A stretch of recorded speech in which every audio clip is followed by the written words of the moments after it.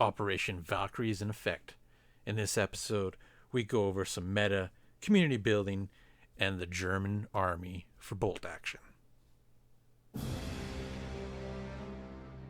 Welcome to Trident Wargaming, a podcast dedicated to all aspects of tabletop wargaming. Your hosts are Bill and Andy.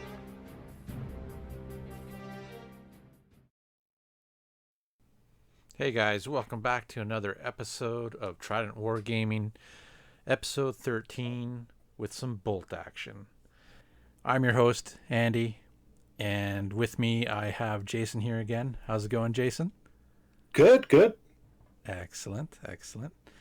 So in this episode, we're going to go over a couple different topics. We'll go over some meta for the game. We'll also go over some BoltAction community building. Also have some rules for some units and some of the ideas we have on them, if things should be upgraded, stuff like that. And then also we will have a little section of Armies from the Armchair, where me and Jason will kind of go over the German army in a little bit of details. So that will be our agenda for today. But to start off, what are you working on today, Jason? What are you working on lately? Well, a whole bunch of Victory at Sea. Okay. I'm working on all the ships to do the Battle of Denmark Strait. Nice. I'm halfway painted, three-quarters painted. The Hood, the Prince Eugen, the Bismarck, and the Prince of Wales. And I've been working on the Epic Civil War stuff. All right, the stuff that just came out not too long ago. Yeah. I haven't touched that stuff yet, but I'm sure it's coming in the future. It better be. As for myself, still kind of plugging away at the German Winter Army for the Stalingrad event later down the road that I'm putting in the works for planning. More of like the special teams and whatnot, and a couple tanks. So Nice. Hopefully in the next few months I'll actually have it completed. I got a whole bunch of other projects from other systems going on as well. And then I'll have to start looking at terrain, which I believe will be in the next 2 months. After we're done this one project, I'll be stepping up to actually getting my terrain going. Sweet. I did put another order in for some of the Sarisa precision train sets and tracks, just to Awesome. just to fill up the Stalingrad board that I'm trying to do. And if people don't know, you got the tractor factory Yes. and the other factory like combination set. Yeah, the big kit. Yeah. Yeah, So sweet. it's a lot of MDF, but I do have half of it built, and it was pretty fun to do, and then paint it up myself. It's really fun. It'll make for an awesome board with a lot of different pieces, right? So Yeah. but So that's one thing BoltAction thrives in is a cluttered, board. Lots of different terrain types. That's where it excels. It's a lot more interesting than fighting in an open field when you have stuff going on. Very true. That's very true.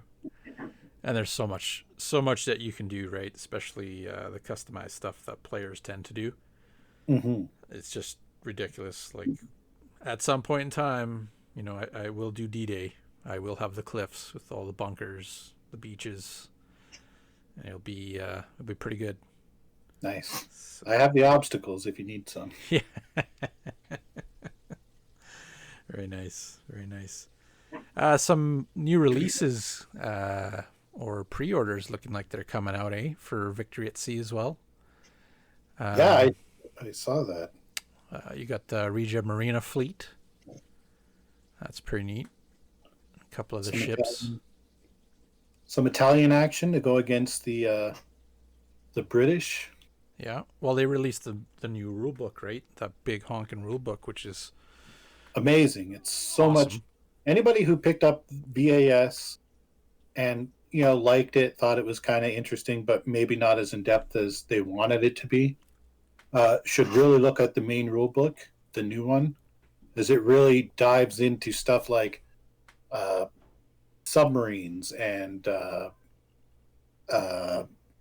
more into The aircraft and whatnot as well. aircraft and Yep. there's 20 or so, 23 something like that scenarios uh, in there for battles all over the place, against the Germans and against the Japanese and the Italians, broken up into nice sections. Yeah. I played kind of, it's COVID time, so I played against myself. I'm a terrible opponent and also a terrible player. I played through some of the scenarios, with the boats I have, and they've been really good. And submarine rules are really fun. Obviously, less interesting against yourself because I know where they are, but they kind of deploy in secret and until they're either attack or are picked up on sonar and stuff. So it would make for a really fun game. And I happen to have like a buttload of submarines and a buttload of that's a technical term of merchant ships. Yeah, you got quite the amount of miniatures for that game too. No, it's good. I'm glad that they have gone forward with it, and I had a sneaky feeling that there was going to be more than just that little pamphlet you got as a rule book, right? I had a feeling there's going to be more, and as you can see with some of the releases, like I said, there's the Italian fleet. You got more, the Royal Navy coming out. You have more of the German Kriegsmarine coming out as well. Like the Tirpitz is coming out here, so Nice. that's pretty neat. You got the Ark Royal for the Royal Navy for the Brits, so it's good. I like that they're doing this. It's another game, another great game. We've played it a few times. It's really fun, just setting it up and seeing it on the board and just having your ships duke it out or try to accomplish the mission. It's awesome. Yeah, I like it. And like most of the Warlord games for me, it accomplishes a pretty good kind of middle ground between, faster paced game and, details kind of in the middle, where there are some, especially naval games, where you need charts upon charts to reference your charts, and which chart do you reference for referencing charts?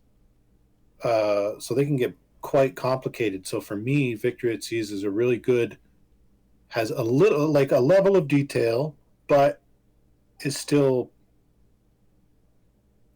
simple to play, complex but simple maybe. It's enjoyable for sure. Yeah. For sure. And much like BoltAction, right? I mean, there's other games out there that hit more on the nitty gritty detail, but BoltAction plays a bit more free flowing, which I like. I'm not, as much as I'm a history buff, I'm not there to specifically replicate exactly what would happen. I'm there to have fun and play a game with the idea of honoring what was there, Oh, 100%. 100%. I know there are games out there that are way more detailed, right? But I'm the same thing. I prefer it this way. So, but going on with BoltAction, I guess we will jump onto one of our first topics, and I guess it's the meta of the game. And there was one I was reading online. There's one question that came up, and I was like, that's a good question. Is BoltAction a meta strategy game? Now, if you guys don't know what the meta kind of means, it's kind of what you're seeing a lot in the games that you're playing, in the areas that you're playing, or at the tournaments. You know, do you see like most armies are veteran armies because they're just that damn tough? Or are you seeing a lot of min-maxing? Are you seeing a lot of guys using 2 reinforced platoons and filling out their tank option, you know, their armored option with the largest tanks that they could get and the smallest amount of troops that they can possibly get, right? So for me, I mean, in our community, I've seen a vast array of armies. You know, as for what players like to use, like I've said before in previous episode, we do have a fair bit of veteran players, right? As in like veteran quality troops. So you do see that a lot. But as for like, is the game like a meta strategy game? I personally don't think it is. I think there's way more people out there who are playing it for just the pure enjoyment and fun of it, compared to, you know, making these killer lists just to wipe the board. You know what I mean? Yeah. Yeah, I think like any game, it probably, like, it can be broken. You know, somebody can, you know, dissect it and, Oh, for you sure. know, go for broke and seek to annihilation as the only goal. But I haven't really seen that. You know, No.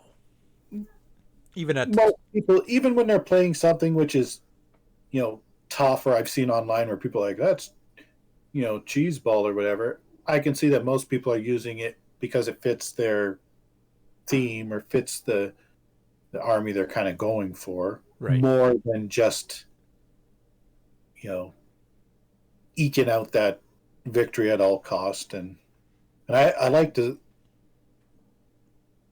personally, I like to play the kind of game, I like to play as the kind of player that I want to play against. Mm-hmm. So I really try to stay away from too much. But that being said, I play an all veteran army as one of my armies, being the 1st Canadian Parachute Battalion. So Yeah.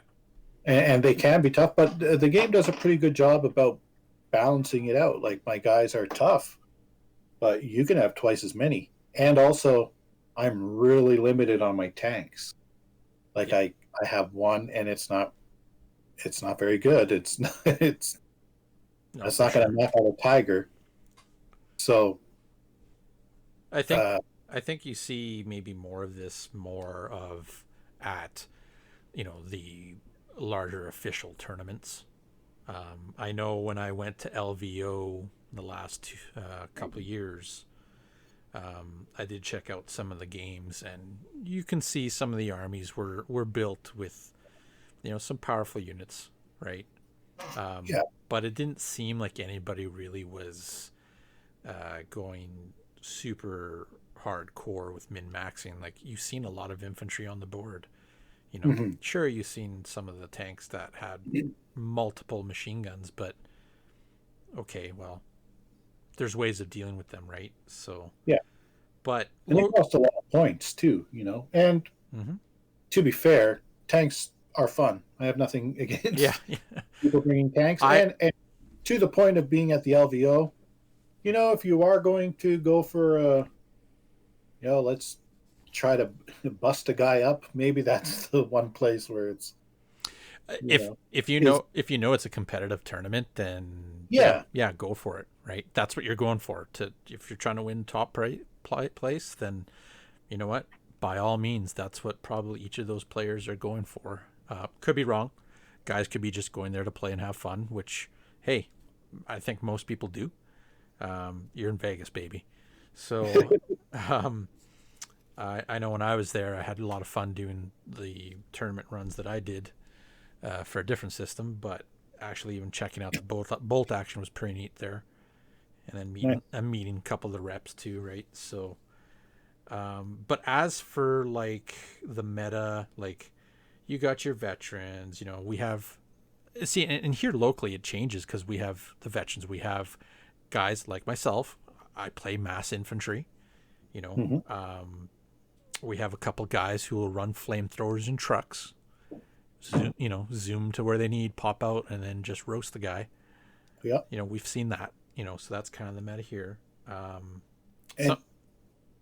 And and also like massed infantry can be really devastating, but also, I mean, it comes with the cost, and putting your flamethrowers in a truck and driving them up and popping them out, that could be great, but also it could be just, you probably 50 points or 35 to 50 for your vehicle and then 50 for your flamethrower. It could also be 100 points of nothing because you rolled a 2 or a 1, when you popped out, or your vehicle got smoked. Oh, for sure. For sure. So yeah, I think, you're right. But I do think it does a pretty good job of at least making people have to pay a cost if they're going to go for that thing, or they're only going to focus on one element, to try and beef up that aspect of the game. Then there's drawbacks in other sides. No, for sure. And I think, and that's the thing, is there's certain ways of building armies that can really, really affect your game for sure. Like when I was reading some articles, and I know this was mentioned before with some of our players here in the area, but the bamboo, bamboo fighting horde, like that's a lot of models. That's a lot of bodies on the board coming at you. Yeah. I don't think you have enough to deal with that unless you have another horde army yourself. But apparently is one of the metas in tournaments, which for me, come tournaments, like I've said before, I'd rather do, a narrative event where everybody's going to be involved, building armies suited towards, the campaign or the setup of the missions or the whole storyline of the whole day, right? Yeah. But don't get me wrong, I do love a good challenge, and I would have no problem going up against these kind of armies at all. You've seen it, Jason. I mean, I've done it before. I come from a group of gents that play hard. They build solid lists in whatever game that they're playing, but they also give their armies a touch of fluff or story, but they can still build a good list, right? So it was different coming into playing other guys that were playing a more of a historical game. So it's pretty neat. It's a good experience. But yeah, meta. Let us know what you guys think. So going on to our next topic, I guess, is, and it kind of can go with this meta thing, but is like building a BoltAction community. So even though right now is a little hard to do things like that, there are still things that you can do within communities to keep the hype going. I know we do a lot of painting comps and some giveaways. I'm lucky enough to be one of the sarges here in our local area, to actually able to get stuff to support our communities, which is awesome. So thanks, Warlord, for that. Thanks, Emiliano, and also Red Claw Gaming. Thank you. I know Dusty's out of Apta Game as well, right? Yep. So he's got stuff that goes on through there as well, and I know we've talked. We'll have to get him on the show at some point.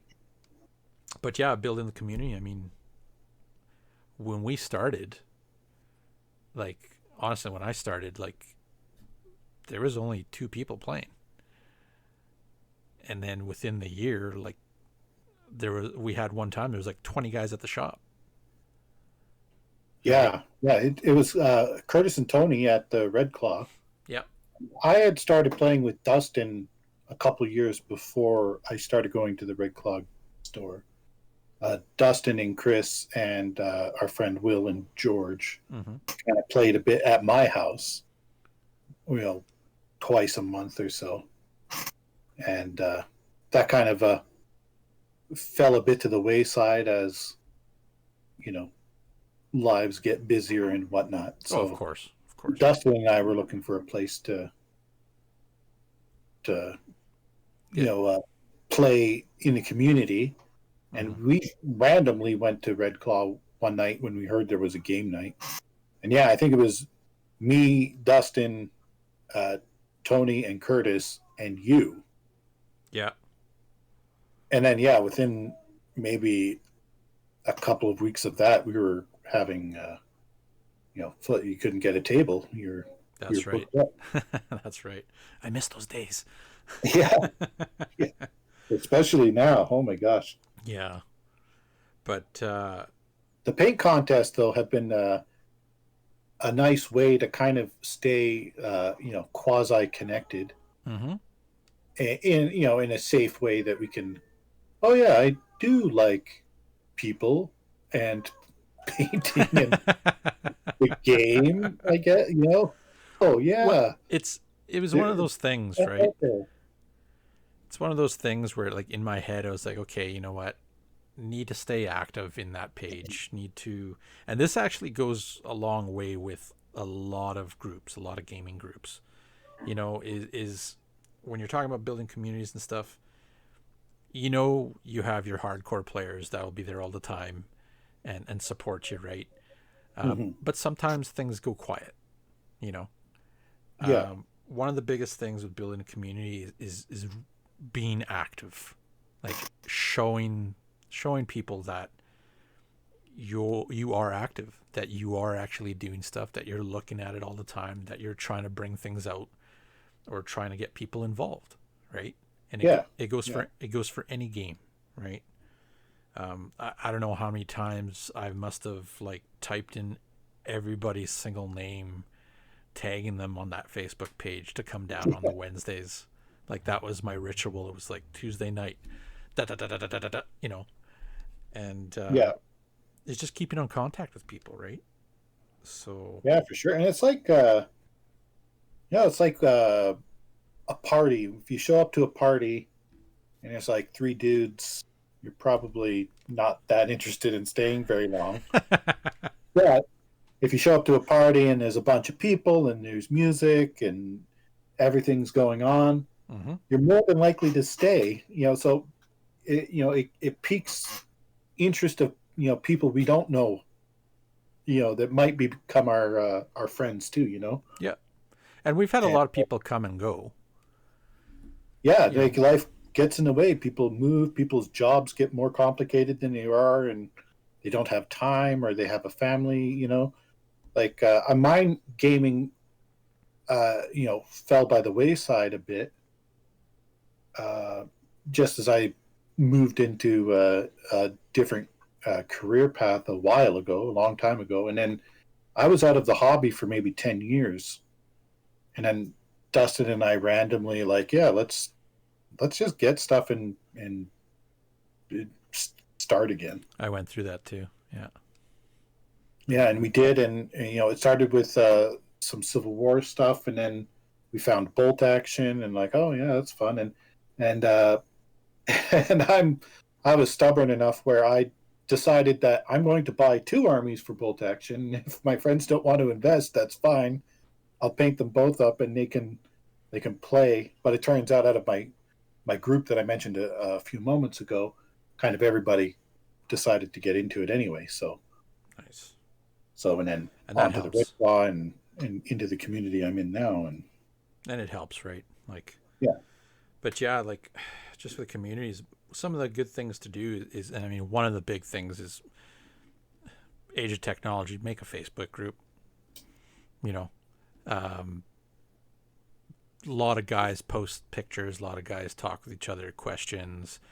You know, FAQs, different content comes out. It's a great way to keep in contact with everybody. Try making like local events. Not everything has to be, all grandiose. Like you can have an event in the shop, like we did with Tank War. You know. Yeah. Yeah, we've had a couple of really fun events. There was that pretty near the beginning of when people really started showing up. Curtis ran that Escalation League, which was pretty successful. And it was great because there was a lot of new guys. So, Escalation League, if you don't know, it's every week you kind of, or I think we were on a 2-week schedule, but every 2 weeks you add a certain amount of points that you can add to your army, which you got to bring in painted so people can kind of start with what they had and then slowly add to it and add to it. And by the time you're done at the end, you have an army already, and you got the motivation to paint, because you want to win I'm going to get this guy because I got to get this squad done for next week, And, it was pretty fun. That was a really great way to start. So I think, especially if you're a newer group, and maybe even when we get back to gaming, maybe an Escalation League is the way to start, start small. Oh, yeah, because people haven't played for a while. Yep. You're going to forget some of the rules and how it goes. And probably we're all, lonely and pathetic in our little caves now. So we're going to be talking about everything else too. So the games are going to take longer, and then that will start to wear off, and then you can move forward with bigger games. Maybe that's a good way. Yeah, and there's things that you can do, and like I've had some plans for it too, but it will be later down the road when I'm actually ready to do it. But you can have people involved in campaigns. There's demo days when you're back at it. Like I did a lot of those. Being the Sarge, I really jumped in there and got involved. Reaching out to people, like posting saying, hey, if anybody wants to come out and try it out, hit me up. We'll schedule something and come on down. And there's a time where I'm training 2 people at the same time, right? Checking out the game. There was another time where with one of the shops we had the local comic and entertainment expo, and they had a booth there, and I ran demos for 8 hours, 10 hours, all day long on the weekend, right? Yeah. And you get a couple of people checking it out, a couple of guys excited to play it. I know one of the guys who actually started coming down to play, that's where he started, so it was good to see that. But it's also a good feeling when you have a father and son come and check it out, and you can see the excitement in the kid's eyes of this miniature game, and you can just see his cogs turning of what he wants to do. Yeah. And then you look at it and you take a step back. That was me. Yeah. Right. No, so like building community, doing stuff like that is some of the best ways to do it. If you don't have a Sarge in your area, if you do have a shop that carries BoltAction or Warlord Games products, you can always find out through the shop if they have a Sarge, and there's a Sarge program. You keep in touch with pretty much the store and the rep and what's going on, and you'll get some free demos coming and demo some games. So, and it's not just BoltAction with them, right? So, but it's a Warlord range. Yeah, exactly. So that was a couple of ideas and stuff for building communities. And ultimately, from what I've seen from not only the shop that I'm at, but also at the other shop where you guys started as well, everybody's been really good. Everybody's been great. The same kind of mentality. Haven't ran into any issues, and everybody just wants to roll dice. Yeah, roll dice and have fun. We've had a bunch of successful, events. You have run, Dustin and I have helped, Curtis and Tony have run.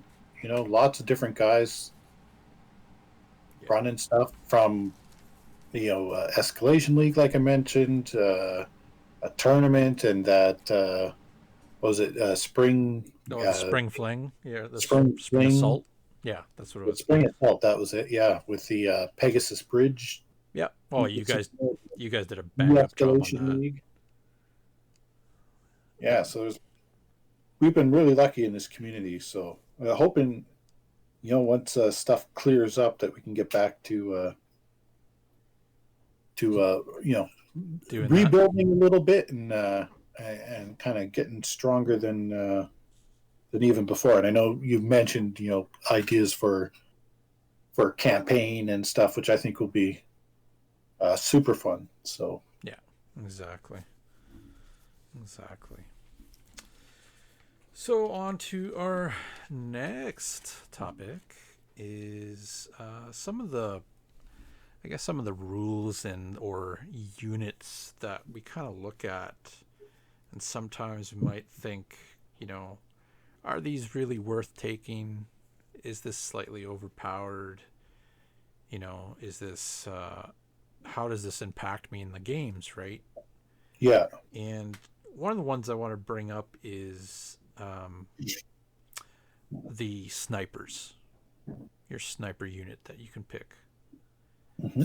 So, and I've heard both sides of the coin, right? Like, of the story is some people think they're overpowered. Other people don't. My snipers are terrible. Yeah. My sniper could not hit the side of a barn. And I've tried them because they're kind of cool. I don't know. The idea is kind of a neat idea. So it's fun to have. So I usually or quite often bring one. And I've even played a list where I was allowed to bring 3, one time to see how that would go. And they do nothing but miss. I miss. So, so they are not overpowered in my eyes. Yeah, see, and like I think they're good. They've got a good kind of balance to them. Myself, I use them more of to take out those special teams. Yeah. Right. And that's their biggest thing, and that's kind of where most of the complaints are. Really, people don't like when they lose a team to a single shot, and I get that. So with the sniper, like, guys don't know, like, well, what are you talking about? So they have the ability to scope in, right? Anything below 12 inches for them is an automatic miss, but they can scope into 36 inches. When they fire at a unit, they actually ignore the negative hit modifiers, except for if they've lost their assistant or they have a pin marker on them, right? Yeah. So they ignore the rest of them, and they also ignore gun shields.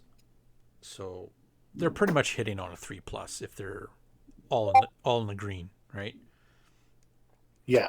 And not only do they have that, but when they roll to damage a unit, it's always exceptional damage. So exceptional damage pretty much means you get to pick what miniature pretty much dies.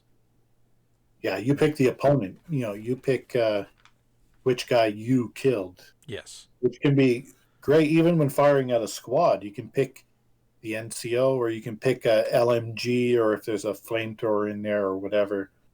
You get to choose. Yeah. Which can be a great ability if you can hit with it. But even needing 3s, my snipers quite often miss. So, and that's just it. Like, I don't think snipers are OP at all. I think they're very thematic, right? Yeah. they do what they're supposed to do, right? They either hit or they miss. And that's one shot, right? One shot per turn. And that's if you haven't foobarred the deployment on them, right? Yeah. And like, I know I've done that, so I've had to reposition.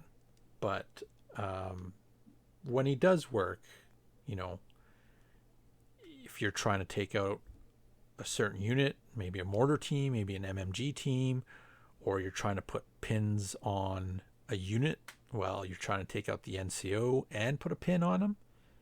Yeah. That's pretty good. But again, you need to hit.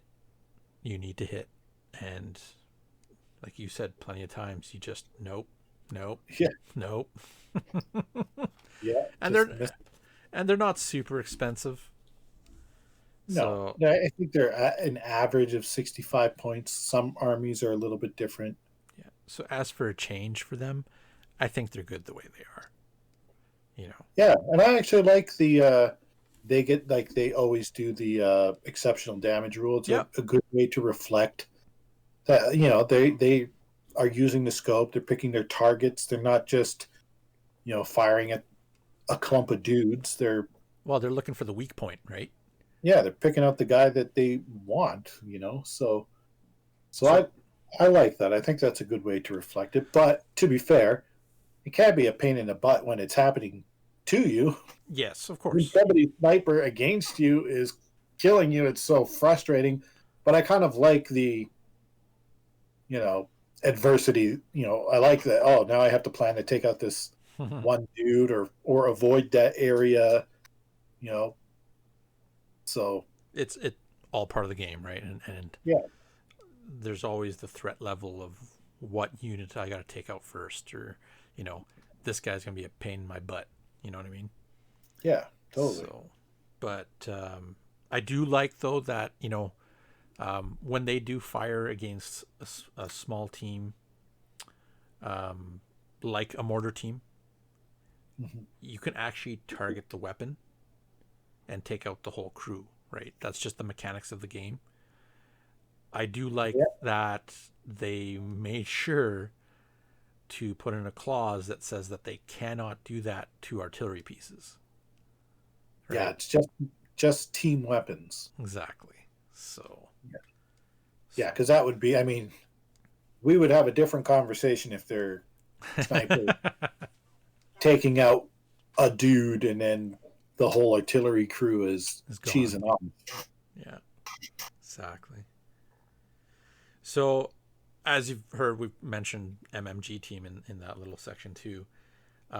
That's another unit that I wanted to bring up.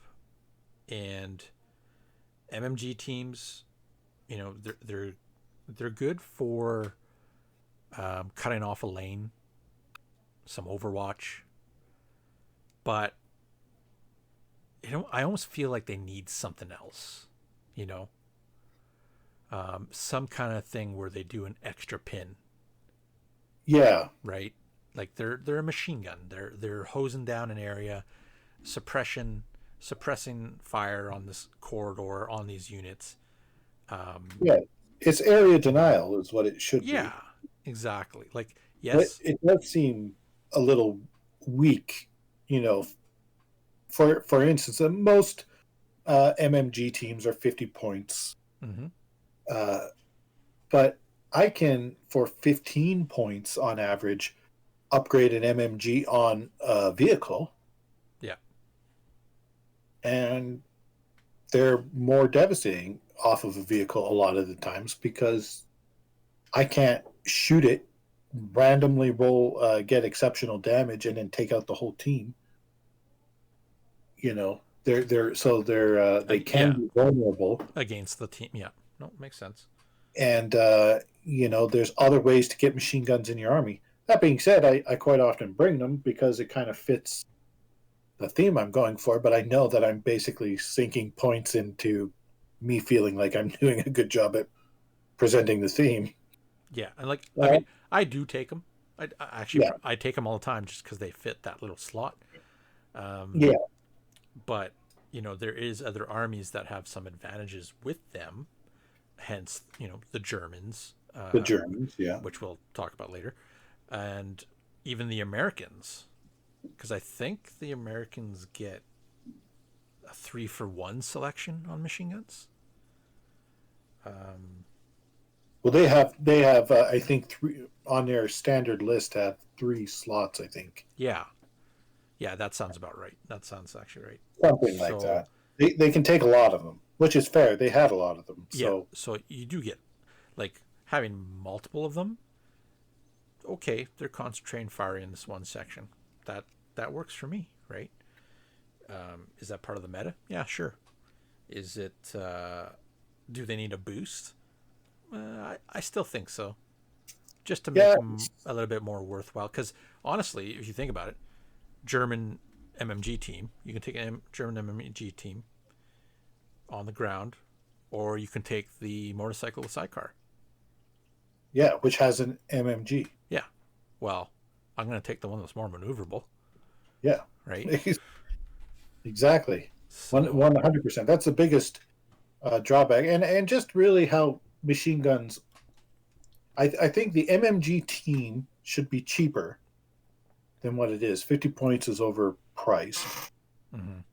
And or maybe look at how machine guns in general operate, and perhaps giving a machine gun like a D3 pins, anytime it hits, or something, or maybe it's a pin per hit. Yeah. So it's a pin, like if you hit a unit, that unit gets 1 pin. Maybe make it for every hit it gets with that machine gun, it's a pin. So potentially it could be really devastating, but usually you're not getting, or every kill maybe, or something to up the pins to represent that area denial, that suppression fire kind of element. I don't know that that's replicated very well, other than it gets a couple more shots than a regular gun. And see, now that you're talking about that with the pins, and like we mentioned that, I kind of had to take a step back and realize, well, if they're going to do that to just regular MMG teams, it would be applied to all MMGs. So your tanks just got better. Yeah, and maybe they make those more expensive. Like, instead of making the MMG team cheaper, apply that rule and make all machine guns, more in line with the MMG team as per cost. Mm-hmm. The MMG team is 50 points, but the MMG upgrade is 15 or 20. Yeah, it seems like there's a bit of a disparity there for no reason, at all, really. Yeah, it's kind of hard to say what to do with them, right? But obviously Warlord hasn't done anything. They probably don't think it's broken, but not that it is broken. It's just be nice to see something, maybe a little something, a little addition to them, right? It's not the worst unit. It's just not as effective as it should be. Or maybe not broken. Or maybe what you do is you keep them the same way they are, but they automatically get this rule of entrenched, where it's harder to hit them. Yeah, sure. Right. So this way, and here's the other thing too. Sorry to cut you off there, Andy. No, it's all good. Is that mostly people are playing against people they know who are friends, mm-hmm. or playing in their house, or maybe they play at a store, but they play the same people all the time, or maybe the store has a pretty tight-knit community. You can also house rule things. I see people complain all the time, like, oh, this rule is garbage. I hate it. Yeah. Why can't we change it? The world is going to end. You can just change. You can just change it. So that's another route. That if these rules, some of them, if you're one of those guys that just snipers are the devil, they ruin the fun of the game. Then if everybody in your group agrees, then change it. Feel free to try it out for a couple of games. Try the rules like we were talking about for the MMG. Try them out make it a more expensive upgrade on vehicles, and make the D3 pin rule for your local group. There's nothing stopping you. I mean, obviously, you can't bring it to a tournament that way. Yes. But most games aren't played in tournaments. Most games are played against your buddy, drinking a beer and having some fun.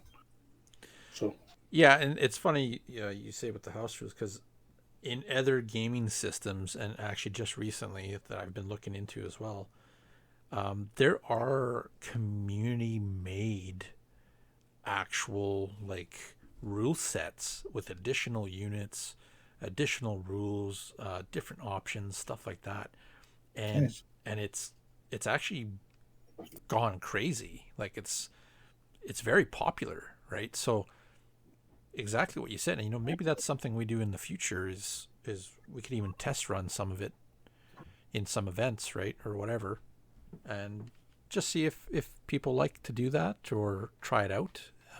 Obviously, like you said, going to a official tournament or a tournament depends on the tournament organizer, right? It's but within the community and the group, unless you're doing the whole competitive tournament scene, play how you guys want to play, right? So why not? And if everybody disagrees with you and says, snipers are super fun, they're not the devil, then don't. Yeah. You have freedom. It's your game. Exactly. The rule book is there. Obviously, it gives you how you can play, but there's nothing saying you don't sign a document saying that you can never play it another way or slightly alter a rule. I mean, you just have to make sure that your opponent knows about it too. Yeah. You can't just change the rules without everybody knowing. But very true. Yeah, make it your game. So going forward, we'll go over one last rule tidbit, and this tends to be a big one. The infamous Tiger Fear. Rawr. So, some of you may know, and some of you may not know, Tiger Fear tended to be the bane of inexperienced armies. And when I say inexperienced, I meant the actual skill level of your force. So originally, Tiger Fear was pretty much, if you had line of sight to the German tank that actually had Tiger Fear on it, you would have to take a order test at, I believe, -1, and if you fail that, you go down. Yeah. Right? I believe that's what it did. Now, they've made a few changes to it.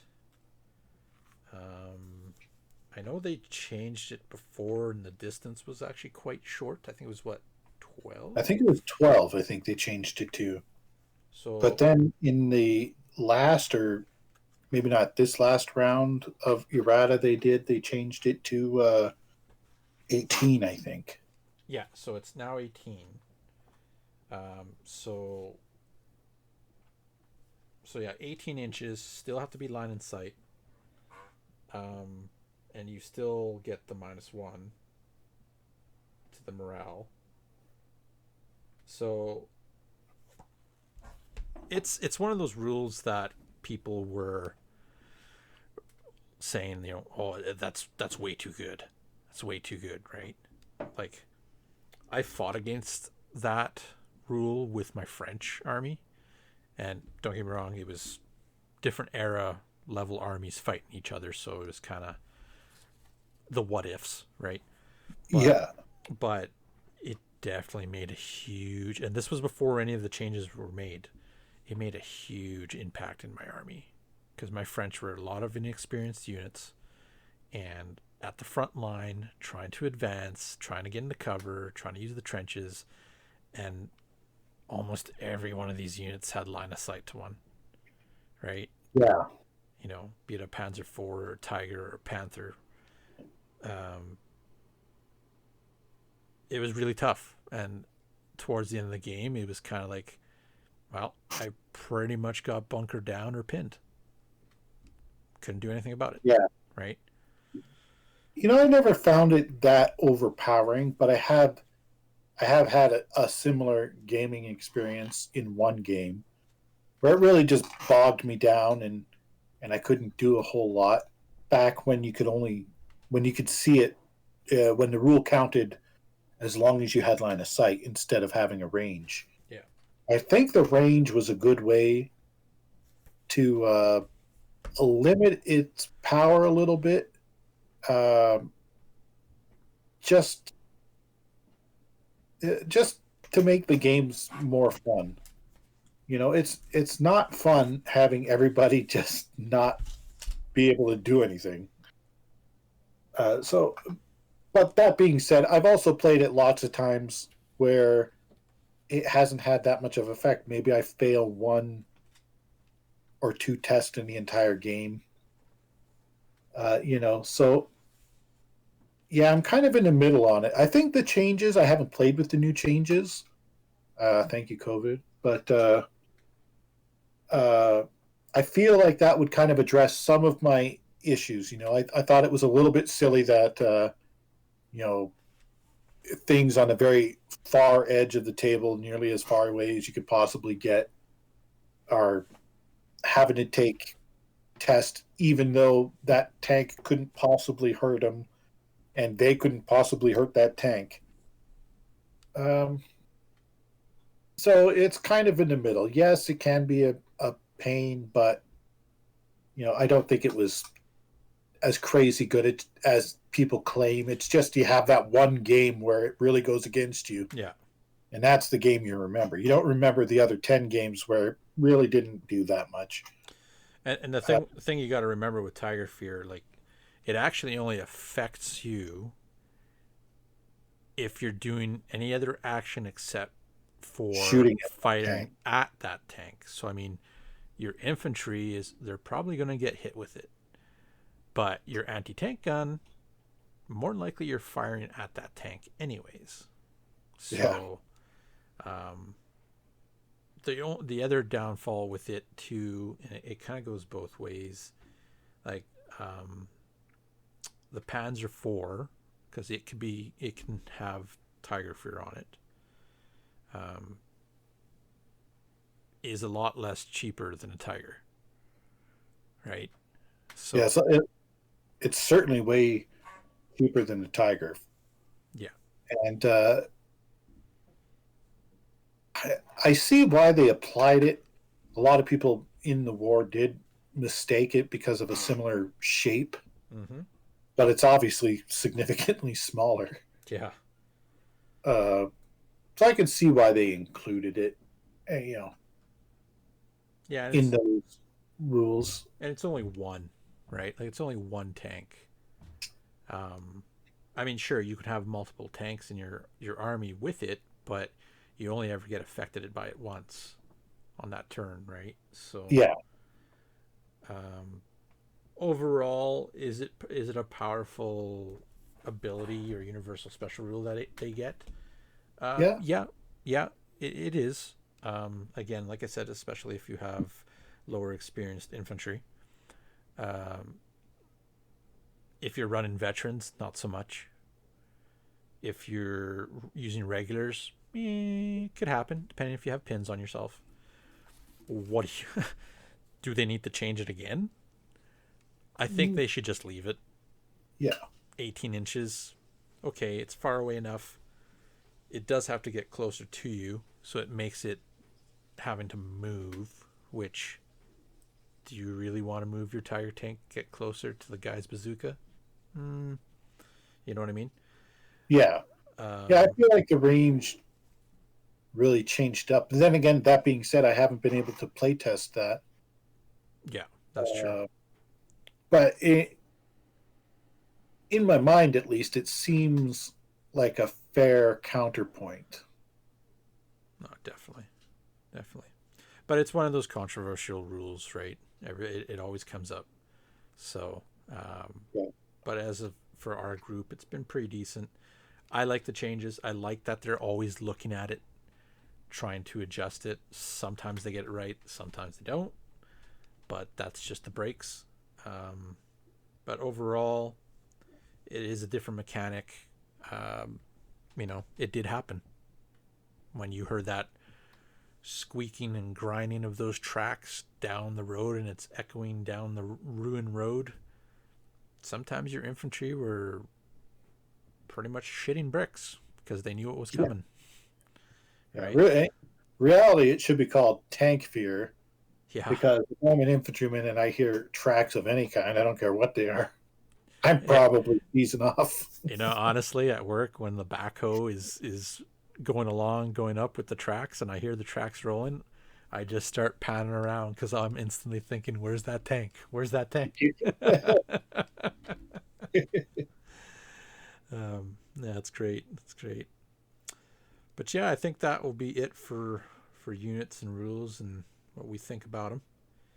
And our next section, and we're going to be pretty much doing this kind of thing for the next little bit until we get through these armies. It's a little section. Actually, Jason came up with the name, which is great. But it's Armies from the Armchair. So Jason's going to be helping me go through some of these armies, and probably have some other guests on at some point too. There's quite a few different armies. A lot of the main books you'll have access to them right away, but then there's some that are in the campaign books, the theater books, right? So yeah. But today we are actually going to go through a little bit of the German Armies of Germany book. So it's a pretty thick book, 108 pages, lots of info, lots of good stuff in there. So if you're looking into starting them, this might be a good place to kind of check it out. So what we're going to start off with is I think we should just maybe start with the strengths and weaknesses of the German army and the army book here. So one of the big strengths is their actual nation rules, or their special rules that they get. Now, each nation gets this. Like, each of them get some special rules. The first one that they have is Blitzkrieg. So with this, it allows actually I have to kind of your snap to action special rules. I believe that's the Blitzkrieg. It pretty much allows, when you do a snap to action order, your officer, depending on what level they are, get to pull out, to draw dice from the bag to issue to another unit. Well, the Germans actually get to snap to action with an additional dice. Yeah. So that's, which can be a big deal for an opportunity in the game to kind of seize the initiative. Mm-hmm. Not depend on the luck of the draw, and go for that big hit on that unit, or maybe you have a couple of units in the open and you don't want to get stuck there, so your officer just gets everybody moving all at once. There's a or there's that unit coming towards your position. You have the objective, but you want to lay down as much firepower as you can on that unit that might come and snatch an objective from you all at once. It can be a really good rule, and to have the ability to do an additional one, because I believe for a second lieutenant, the lowest level officer you can have in the game, you get one. So you get your officer, and then he gets to do his stuff and one more, right? Yeah. So then for the Germans, they get the officer and 2 units within the officer's range. So you can really do that. And that's for the cheapest officer. So it goes up. So I believe for a first lieutenant, it's 2 units. So it'd be 3 with the German rules. So you can really get a big portion of your army motivated, moving, doing what they need to do. Yeah. Ahead of the enemy. And that's usually as long as it's within either, depending on the officer level, it's either 6 inches for like the lower officers or 12 inches for higher officers, right? So yeah, your army can definitely be really close together supporting, right? So but yeah, snap to action like that with the Blitzkrieg rule, pretty good. The next one they have is the initiative training. Pretty much what that one is if your unit's NCO gets taken out, they have the chance to roll on a 1. The NCO is actually taken out. Anything else, somebody else pretty much becomes your NCO. So you are rarely ever getting the negative modifier for not having your NCO in the unit. Yeah. So it's pretty good. Comes into play with, we were talking about snipers earlier, where they can target the NCO. The sniper playing a German player might not bother. Yeah. No. And it can be a real pain to lose your NCO and to have that automatic -1 to all of your test. Because you've lost that little leadership within that section. So that's a big deal. No, it's pretty good. It's another good rule for them. With that, and it's funny because we touched base on the MMG teams, but the next rule is Hitler's Buzzsaw.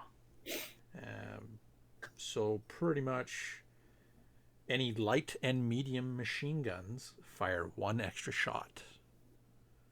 So big bonus for the German army. Any machine guns, the light and medium, they get all these bonuses. And some of their larger tanks have multiple machine guns, so it really amps up your firepower. Yeah, it can beef it up. I mean, it's to represent the fact that your machine gun is pointing out 1,600 rounds per minute, as opposed to like a Bren machine gun that's pointing out 600. It's like the MG42, right? So yeah, MG34 and MG42. Yeah. So you'll see German players take advantage of this quite a bit. So any chance you can get multiple machine guns, that's the way to go, right? The machine guns tend to be a lot more effective, like on a tank, than its actual main cannon, which is against infantry. Yeah, I can see it. So again, another good one. The last one that they have, I believe, we've touched base on this already, is the Tiger Fear. So as we talked about earlier, with the FAQ or errata pack that they released not too long ago, actually. So yeah, within 18 inches in line of sight of a tank that has Tiger Fear, the enemy has to take an order check at -1, and of course if they have additional pins. Yeah. And if they fail, they go down.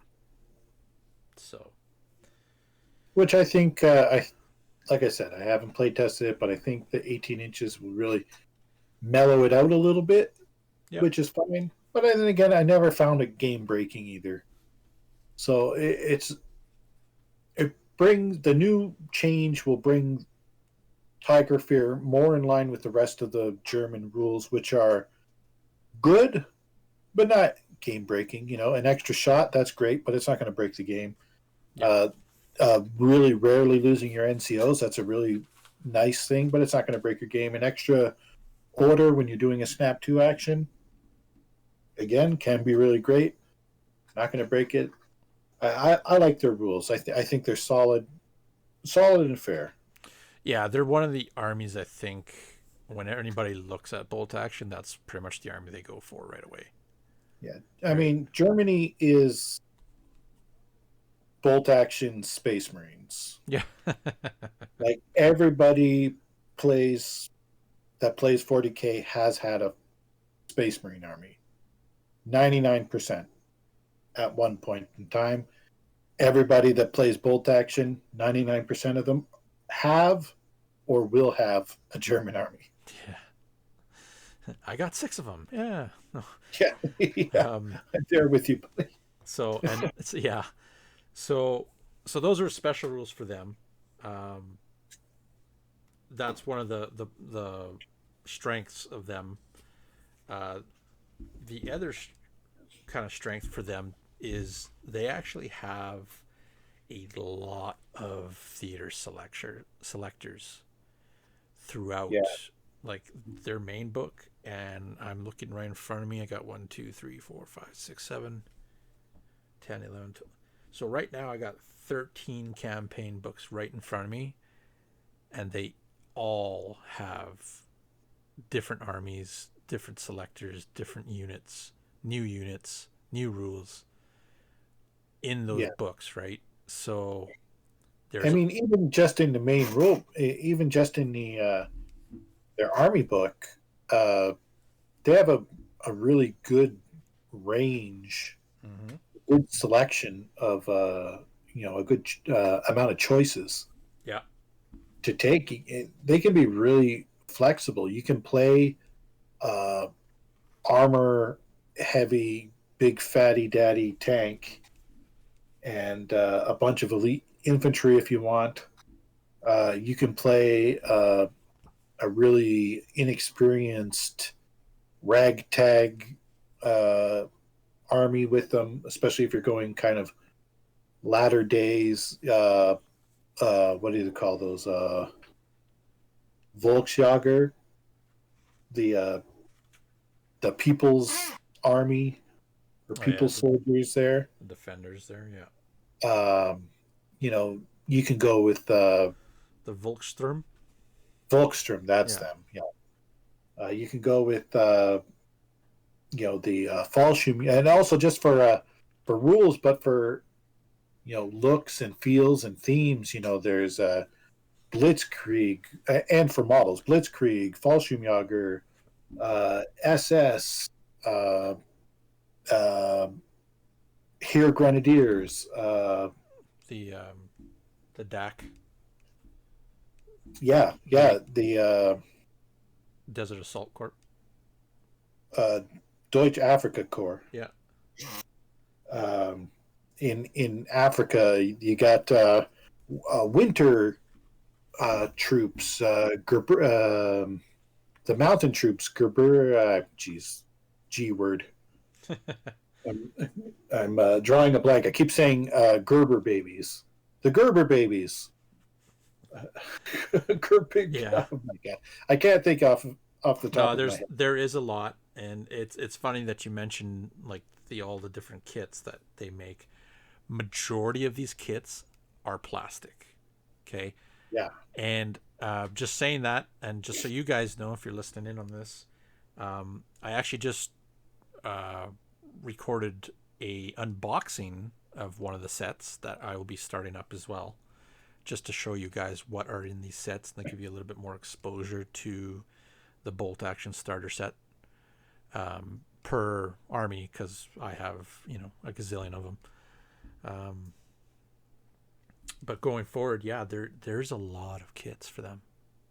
So and one of the great things about BoltAction really is that it can be played at all size of games. But to get started, a box of infantry, a plastic box of infantry, and maybe a vehicle will be an army. That's an army. That's easy 500 points. Yeah. With what usually you'll get It's like 36 options to make infantry. a couple of squads. You can deck out an officer pretty easily. You can most of them come with ways to make weapons teams Mm-hmm. in the infantry box. So right there you have officer, a couple of sections, and or a couple of squads, and officer. Or I said that. So officer, a couple of sections, and a team weapon or two. Yeah, usually you can get snipers out of Yes. that plastic box set as well. Yeah, snipers. Some of them come with light mortars, depending on the box set. You can always make observers. Yeah, observers are easy to make. You put binoculars, which is a kind of common doodad that come on those plastic screws, and put a little map in his hand or something, or just the one where he's has his hands over, shielding his eyes from the sun, like he's scanning the horizon. And every warlord is famous for giving you a pointing arm. Yes. Every single sprue has an arm pointing. So make a guy point, and there, boom, observer. Yeah, exactly. So that's not specific to German. I kind of got off of topic there, but that's fine for BoltAction, and Germany especially, with having so many choices. Kits. Yeah. And you'll see them, in the next months to come, because I will be going through a few of them.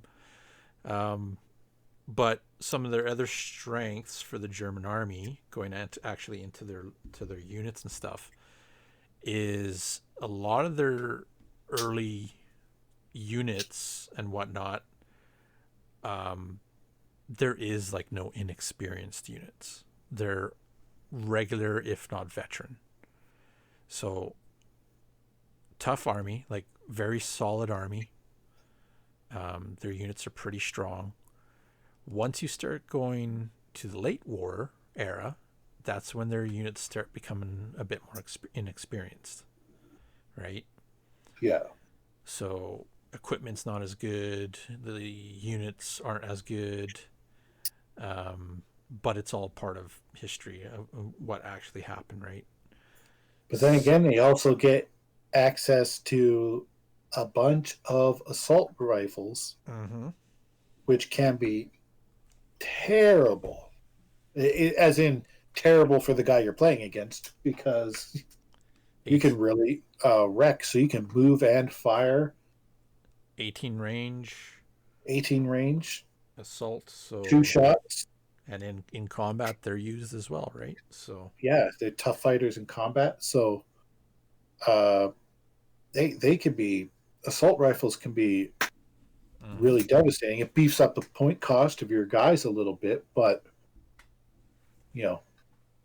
assault rifles are tough to deal with, especially if you're chugging around the board with a bunch of rifles going against them. It gives them a significant advantage. Yep. So they got that. They have access to Panzerschrecks and Panzerfausts, mid to late war. Yeah, and I mean the ability to take multiple Panzerschrecks in your squads. Yes, that's right. Yeah. Which 2 to 3 or something like that. Yeah, for I believe, I want to say 15 points per, maybe it's 10. But man, that has hurt me in the past. Those even those Volkssturm that we were talking about earlier. Yeah, you can take 4 Panzerfausts for 5 points each. Oh, geez, yeah. So they're there. So they have the option for that. They have the option for flamethrowers, which not all armies have. So it's very good for that. They do have cavalry as well. Waffen SS cavalry. So very maneuverable, right? They're tough. They're fanatics. Cavalry can be super good. I have a Polish army, and the cavalry can be on the charge. If they can get it off, they can be just devastating. Yeah. So there's a lot of options. They have their bikes, right? The motorbikes and sidecars. Was it Kratsushin squad? Yep. Yeah, they can have motorbikes. So very maneuverable. You can definitely make a themed army with that. German engineers. They got a whole bunch of different little options for them.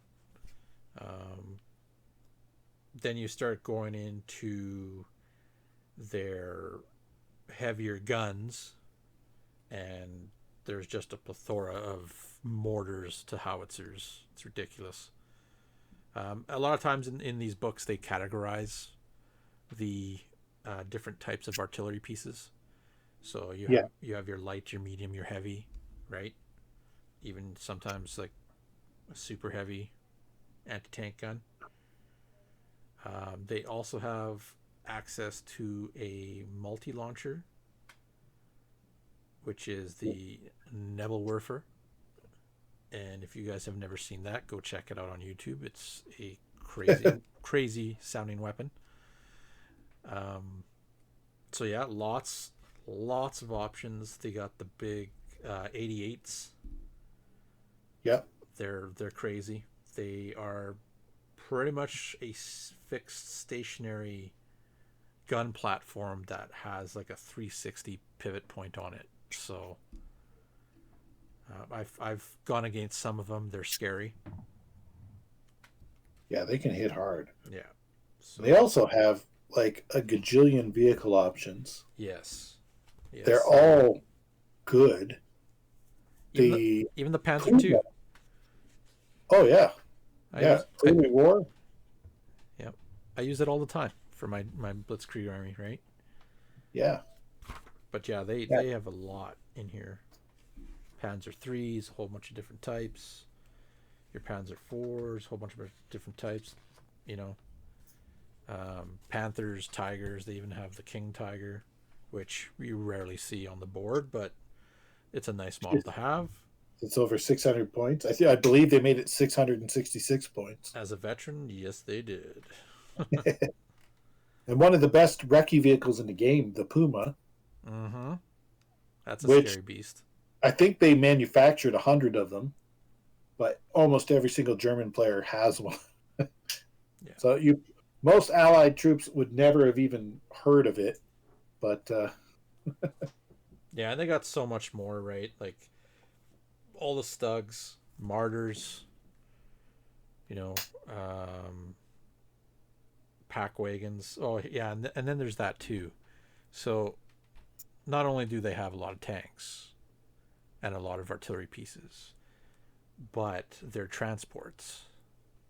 They have one of the beefiest transport options in the game. It does cost a lot of points. Like when you load it out, it's around 100 points. Yeah. The Hanomags. But it can be pretty tough little vehicles, you know. Mm-hmm. Especially if you keep somebody in there so you can still fire, maybe you put an extra machine gun on it or something. You can fire some machine guns. It has the armor value of a light vehicle, so 7+ armored carrier. Yeah, so it's not easy to take out. It's pretty decent. It does cost points. That's its drawback. Like obviously, it's they're trying to make it. Yeah, it's fair. Like just an inexperienced is like 71 points, right? Yeah. And then if you want to add an additional pintle mounted on the rear, it's like 15 points. And then it has other options too, but But one, it's a fun option. Two, it is awfully cool. Yeah. The rule of cool is the number one thing. Exactly.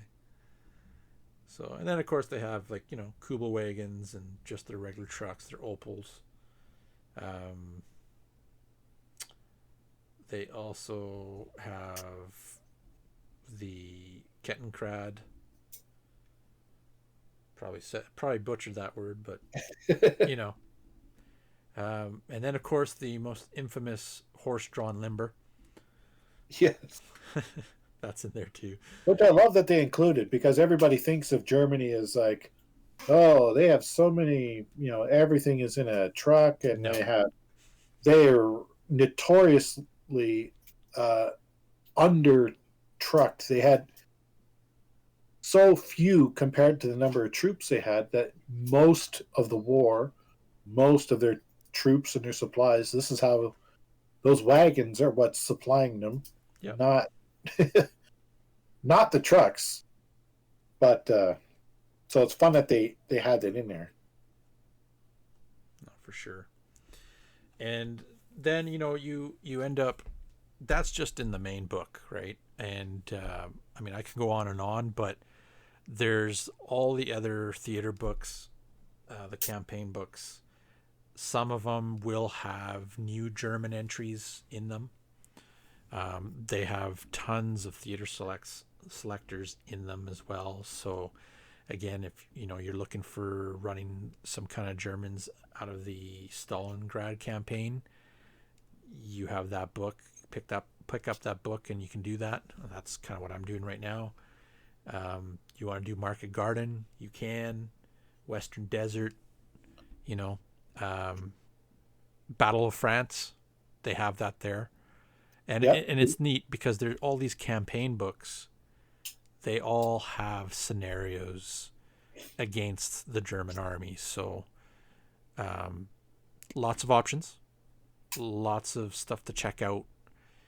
If you have an idea, if you did some research and you kind of looked at what you want to build, what you want to do, I suggest definitely going and checking out their miniature range. The nice thing about Warlord games is you don't actually have to stick to all their models. You can go abroad. You can 3D print them if you wanted to. You know, lots of options. Yeah. Germany's a great army. Lots of good stuff. As for drawbacks for the army, they are expensive. So Yeah. And especially people get stuck in the mindset of big heavy tanks because they are so cool. They have so many cool options in the German army that it's very rare you don't see them, a German army with its armor section maxed out. And to be fair, again, super cool, but it is a drawback in the points department. It's a lot of eggs in one basket. It can be devastating. Yep. You know, a Tiger tank with Tiger Fear and the big gun and the hard heavy armor can be a real beast. But also, if it gets taken out, it's a big investment of points. That's like half your army, right? Yeah. Depending on the point limit you set, it can really be up to half your army. You know. Yeah. So So that's one drawback I find, is that more than any other army, that's one, and I get it because I'm guilty of it. That's one that people love, bringing out the big fatty tanks, and that can be a drawback. well, even their main units, their infantry, they're here infantry or their grenadiers, right? Like, unlike other games, and I'm really bad for this too because I've been playing other games for so long compared to BoltAction. I'm so used to having full squads, right? Yeah. Well, when you're paying for regular or veterans all the time, you're not getting that all the time. So like my Blitzkrieg army, I'm fielding 2 infantry squads. Well, I look across the board and there's 5 infantry squads coming against me. Like, holy smokes, what did I do? You know, gear gets expensive, right? Yeah. The base cost for your troops are expensive. Your officer gets expensive. Like, everything is expensive. There's no, depending on what you're playing. I mean, if you're going late war with all the inexperienced stuff, or not the fall, is it Fallschirmjäger? No, it's, I don't think Paratroopers. I don't think it's the paratroopers. I think it's Goering's squad there.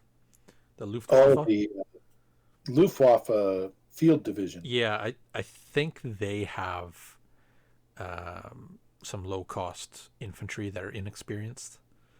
You know. Yeah. But usually you don't see them on the board. So, but yeah, once you start going to later stuff, that's when you kind of start losing your tech, right? You start losing the options for this and that. But as for price point, yeah, they can get expensive. Their transport's expensive, tanks are expensive, gear is expensive. So you got to play them. You definitely got to play them very tactically, and you can't just send out that infantry squad in the middle of the field and just gets obliterated, right? Yeah. So that is one of the drawbacks for them. After that, like, honestly, I don't really think, the only other thing is maybe there's too many options. But the nice thing about the game is, you know, I take this one squad and I take that squad. Their options are slightly different, but a rifle is still a rifle. An assault gun is still an assault. You know what I mean? It's not. Yeah. It's not. These guys have these special weapons that do these. These guys have these special weapons that do something completely different. So it's all in the flavor. It's all in the equipment that you checked out to see what they actually used. Like my Winter Germans, they're all the cars. They're not. There's no assault rifles in there, right? Yeah. So, other than that, I don't think they're really missing anything out of their army. No. And again, that goes to show, one of the first points we made is that their versatility is one of their strengths. Mm-hmm. Their book is complete. And to be fair, they are the antagonist of the game, really. I mean, Japan are pretty much the big baddies where most scenarios are designed to be against them. Yeah, exactly. So which, by the way, is kind of an advantage too if you're a player that likes to play kind of a more themed, more historical type game. You know, playing a German army gives you that feeling because you're quite often going to come up against. It's easy to find an allied opponent, and almost any of them will work thematically. So, yeah, no, for sure. But even German on German games fit thematically depending on what you're talking about. Yeah. Operation Valkyrie. Yep. But ultimately, that's a bit of an overview on the armies of Germany. If you liked this kind of content, hit the like button. Let me know. Send a message. Make some comments. Let me know what you want to see, what you want to hear. Other than that, we'll be going through stuff like this, especially with the armies towards the end of the episodes. And also look out for unboxing videos. I'll probably have them tie in with the actual podcasts and whatnot. So again, like, share, subscribe, hit us on Facebook, hit us on Instagram, check us out on Podbeam, Apple, and yeah, that's, I think, pretty much it for this episode. Thanks for joining me again, Jason. I'm sure you'll be on here again. No worries. Thanks. It was fun. Yeah, for sure. And thank you guys for tuning in, and we will catch you next time. Bye. Trident Wargaming. Build it, paint it, play it.